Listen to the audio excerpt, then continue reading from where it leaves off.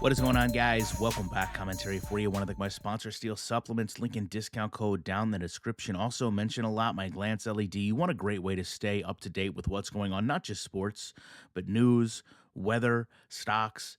It is 100% free, no subscription, no monthly, no weekly bill. Just gives you real time updates on whatever it is that you love. Recommend highly. What I don't recommend, though, is EA being disingenuous to us. And that is what's happened. When you look at a play like this, I'm going to show you. This is something for over 10 years. They've talked about getting out of the game. Now, the pocket here, not too bad. Maybe Flacco could have moved back a little bit, but you've got a clear passing lane. When we take a look at this from the other side, as far as the defense, you see the receiver moves out, kind of to the flat where there's no one to cover. Great read. Don't really have a problem with the choice, but when we flip this over, you're going to see he's got at least 6, 7 feet to stay in bounds, but he can't. Why can't he? Well, we're going to take a look at the animation here. And I don't just want to show this to you. I'm going to put up in the left-hand corner of your screen a close-up of the footwork here. And I just want you to understand that this is all animation transitions. This is the game not respecting the player, not respecting a professional athlete, just pulling in and out of animations. And what it causes is so much room to be given up that the player can't go into an animation to make that corner.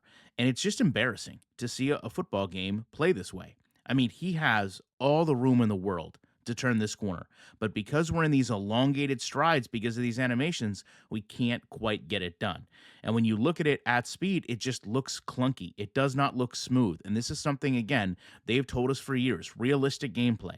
You know, how the gameplay is visually going to be perceived as simulation, how they're going to respect what makes players unique. We're going to go way back in the time machine here. This is Madden 12, and they're talking to us about players being able to keep their balance. They're talking about physics in terms of stumbles. This is all well out of the game and was never put in the way it should have been.